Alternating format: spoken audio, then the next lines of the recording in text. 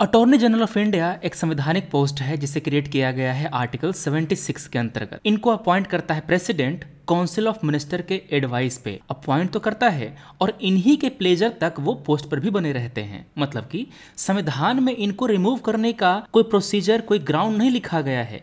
जब तक सरकार बनी रहेगी तब तक ये अपने पोस्ट पे बने रहेंगे। जनरली क्या होता है, कन्वेंशन क्या है कि जैसे ही गवर्नमेंट चेंज होता है तो अटॉर्नी जनरल भी चेंज कर दिए जाते हैं। मतलब कि एक तरह से ये पार्टी इन पावर के लॉयलिस्ट होते हैं। ये एलिजिबल होते हैं इस पोस्ट के लिए तब जब वो एक सुप्रीम कोर्ट के जज बनने लायक हों और वो भारत के नागरिक हों।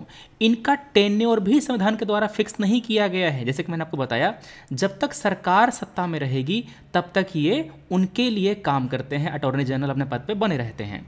वो गवर्नमेंट ऑफ इंडिया का चीफ लॉ ऑफिसर है जिनको एडवाइस करता है उन मुद्दों पर जिस पर प्रेसिडेंट उनकी एडवाइस मांगता है। गवर्नमेंट ऑफ इंडिया का खिलाफ कोई भी केस पेश होता है सुप्रीम कोर्ट में, हाई कोर्ट में, दूसरे केसेस कोर्ट्स में, तो वहां जाकर गवर्नमेंट ऑफ इंडिया को रिप्रेजेंट करता है। आप देखते हो ना कि Kesavananda Bharati versus union of India case, तो जिस केस में यूनियन ऑफ इंडिया पार्टी रहेगा उस केस में अटॉर्नी जनरल जाकर के गवर्नमेंट को रिप्रेजेंट करेगा। अब इनका पावर यह है कि भारत के किसी भी कोर्ट में जाकर के वो बैठ सकते हैं, उनकी कार्रवाई देख सकते हैं। कोर्ट्स के अलावा इंडियन पार्लियामेंट के लोकसभा, राज्यसभा, इनकी ज्वाइंट सिटिंग या कोई पार्लियामेंट्री कमेटी हो, उनमें भी पार्टिसिपेट करने का, उनमें जाके बोलने का उनको अधिकार है। मगर चूंकि वो इन सदनों के मेंबर नहीं है, इसीलिए उनको वहां जाके वोट करने का अधिकार नहीं है। लोकसभा में वही मेंबर वोट करेगा जो उसका सदस्य हो, जो उसका मेंबर हो। सिमिलरली राज्यसभा में वही वोट कर पाएंगे जो राज्यसभा के मेंबर हों।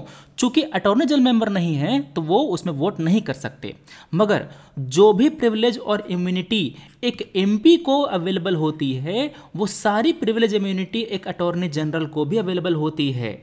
ये गवर्नमेंट ऑफ इंडिया का फुल टाइम काउंसिल नहीं होता, मतलब कि ये गवर्नमेंट एम्प्लॉय नहीं है। ये सरकार को एडवाइस करने के साथ साथ, सरकार को रिप्रेजेंट करने के साथ साथ ये अपना प्राइवेट प्रैक्टिस भी चला सकता है। मगर इस पर लिमिटेशन ये लगाई गई है कि जिस केस में गवर्नमेंट ऑफ इंडिया पार्टी होगा, उस केस के खिलाफ, मींस गवर्नमेंट ऑफ इंडिया के अगेंस्ट कोई एडवाइस दूसरी पार्टी को ये नहीं देंगे।